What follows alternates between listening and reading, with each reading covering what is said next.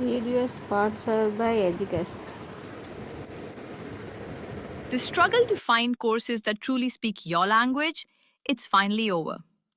Welcome to EduQuest, where learning is made just for you. At EduQuest, we bring you a wide range of online courses, from career building programs to skill boosting masterclasses, all in your regional language.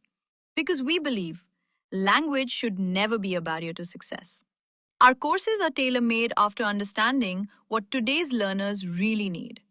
So why wait? Start learning the smarter, simpler way only with EduQuest. Visit eduquest.courses and explore your next course today.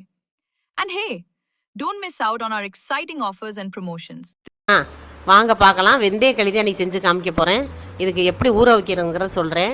நான் வந்து ஒரு 200 அரிசி தான் போட்டிருக்கேன், புழுங்கல் அரிசி. 200 அரிசிக்கு 25 வெந்தயம், 25-30 கிராம் கூட வெந்தயம் போடலாம். வெந்தயம் நிறைய போட்டிங்கன்னா நல்லாயிருக்கும். நான் வந்து ஒரு 25 கிராம் வெந்தயம் 200 அரிசி போட்டிருக்கேன். இது போட்டு நல்லா அந்த மாதிரி ஒரு கழுவு கழுவுனா போதும். இப்போ நம்ம காலையில் செய்ய போகிறோம் அப்படின்னா நைட்டு படுக்க போகிறப்ப ஊற வச்சுட்டு முதல் தண்ணியை வந்து கழுவிட்டு ஊற்றிட்டு 2வது தண்ணியில் அப்படியே ஊற வச்சிடணும். நம்ம வந்து இது காலையில் செய்கிறதுக்காக நான் வந்து நைட்டே ஊற வச்சுட்டு இந்த கிரைண்டரில் அரைக்கிறேன். நீங்கள் வந்து மிக்சிலையும் அரைக்கலாம், நான் கிரைண்டர்லேயே அரைக்கிறேன். கொஞ்சம் நம்ம வந்து எப்படி அரைக்கணும்னு சொன்னால் ஒரு ரவா பதத்தில் அரைக்கணும். ரொம்ப வலுவலுன்னு அரைச்சிடக்கூடாது. கொஞ்சம் லைட்டாக நம்ம ரவா எப்படி இருக்கும் அதை விட கொஞ்சம் கம்மியாக அரைச்சா போதும். அது அந்த மாவு ஓடையிலே தெரிஞ்சிடும், பந்துன்னு வந்துடும். நம்ம உளுந்த மாவு வர மாதிரியே வரும் இந்த வெந்தய மாவு. இந்த பக்குவத்தில் அரைச்சி அள்ளிக்கிறணும். அள்ளிக்கிட்டு நல்லா அதில் உள்ள தண்ணின்னு எல்லாமே கழுவி அதோட ஊற்றிருந்த பாருங்கள், எப்படி அரைச்சிருக்கேன் பாருங்கள், பந்து மாதிரி வரும். இந்த மாதிரி பக்குவத்தில் அரைச்சிடணும். இது நல்லா அரைப்பட்டுருச்சு. அரிசி அந்த வெந்தயம் எல்லாம் அரைச்சி உளுந்த மாவு மாதிரியே இருக்குது. அந்த கிரைண்டரையும் கழுவி இந்த தண்ணி மாவோட சேர்த்துடணும். வெளியில் கீழே ஊற்ற வேணாம், அதுலேயும் சத்து இருக்குது. இந்த தண்ணி இதில் ஊற்றி போதுமான அளவு தண்ணி இந்த மாதிரி கரைச்சிங்கன்னா இந்த மாதிரி சீம்பால் திரண்ட பால் எப்படி இருக்கும் அந்த மாதிரி வரும். இது வந்து பயப்படாதீங்க, இது நல்லா அரைச்சாத்தேன் இந்த திரண்ட பால் மாதிரி நமக்கு தெரியும். இந்த மாதிரி நல்லா கரைச்சிக்கிட்டு ஒரு வந்து அடி கனமான பாத்திரமாக இருக்கணும். ஏன்னா நம்ம கேஸில் வச்சுக்கின்றதுனால கொஞ்சம் கனமான பாத்திரமாக வைக்கணும். அப்போ தான் அடி பிடிக்காமல் இருக்கும். வச்சு அதுக்கப்புறமா கொஞ்சம் உப்பு, நம்ம தேவைக்கேற்ப உப்பு அதிலே போட்டு அரைச்சாலும் அரைக்கலாம். இல்லை இந்த மாதிரி நம்ம கரைக்கிறப்ப தேவையான உப்பு அதில் போட்டுக்கலாம். போட்டு கரைச்சிக்கிட்டு கேஸில் வச்சு இந்த மாதிரி கட்டிப்படாமல் கிண்டணும். இதில் கிண்டுறதுல தான் இந்த முறை இருக்குது.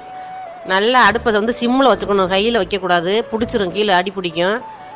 சிம்மில் வச்சு நான் இப்படி கிண்டிக்கிட்டே இருக்கணும் கொஞ்சம் நேரம். இந்த மாதிரி கட்டி, ஆனால் சின்ன கட்டியாக வரும். அந்த கட்டி வராத அளவுக்கு நம்ம கைவிடாமல் கிண்டிக்கிட்டே இருக்கணும். மற்ற எந்த வேலையும் பார்க்கக்கூடாது, இல்லை தான் இருக்கணும் கவனம். இது நல்லா அந்த மாதிரி கிண்டுனா அந்த பாருங்க வந்துருச்சு பாருங்க, எப்படி வந்துருச்சு பாருங்க. ஒரு துளி கட்டி கூட வராது. நம்ம விட்டால் 10 நிமிஷம் கரண்டியை விட்டோம்னா அப்படியே ஒரே கட்டியாக போயிடும், அது வேஸ்ட் ஆயிரும். நம்ம செஞ்சதுலேயே புண்ணியம் இல்லை. இது வந்து இந்த மாதிரி 10 நிமிஷம் எல்லா வேலையும் ஒதுக்கி வச்சுட்டு இதில் கவனத்தை செலுத்தி நல்லா அந்த மாதிரி கிண்டிடணும். இந்த மாதிரி கிண்டுனா எப்படி திரண்டு வந்திருக்கு பாருங்கள், பார்க்கவே ஆசையாக இருக்கும். இது வந்து உடம்புக்கு அவ்வளோ நல்லது இந்த வெந்தயக்களி. நம்ம டெய்லி இட்லி, தோசை, சப்பாத்தி, பூரி, அதெல்லாம் எண்ணெய் ஐட்டங்கள் இதெல்லாம் சாப்பிட்றதுக்கு வாரத்தில் ஒரு நாள் இந்த மாதிரி ஊற வச்சு இது மாதிரி கிண்டி சாப்பிடுங்க. அவ்வளோ அருமையாக இருக்கும், உடம்புக்கும் அவ்வளோ நல்லது. இது எப்படி வெந்திருக்குன்னு பார்க்குறேன். இந்த பாருங்கள், இந்த மாதிரி நம்ம வெந்தது எப்படி பார்க்குறதுனா கையில் தண்ணியை தொட்டுட்டு இப்படி தடவி பார்த்தோம்னா கையில் ஒட்டாமல் இருக்கணும். இதுதான் வெந்த பக்குவம். இது நல்லா வெந்துருச்சு. கையில் அந்த மாவு ஒட்டுச்சுன்னா வேகலைன்னு அர்த்தம். ஒரு 10 நிமிஷம் வேக விடலாம். இது நல்லா வெந்திருக்கு பாருங்கள். இந்த பக்குவத்தில் வெந்துடணும். இது வந்து உடம்புக்கு அவ்வளோ நல்லது. இது வெறும் அரிசி வெந்தயம் தான், வேறு எந்த செலவும் கிடையாது. நம்ம உடம்புக்கு அவ்வளோ நல்லது. இது வந்து இந்த மாதம் பீரியட் டயத்தில் வகுறு வலி வருது பற்றிலா, அதுக்கு வந்து இது ரொம்ப நல்லது. இதில் வாரம் ஒரு நாள் இதை சாப்பிடுங்க, அந்த வகுறு வலியே இல்லாமல் போயிடும்.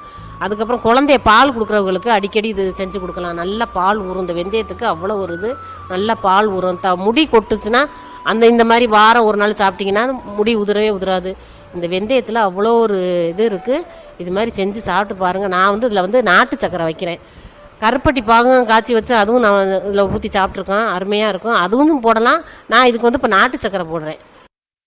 இப்போது சில பேர் வந்து வெல்லம் அதிலே போட்டு கலந்து கிண்டி சாப்பிடுவாங்க, அது வந்து ரொம்ப திகட்டும், இது மாதிரி சாப்பிட முடியாது.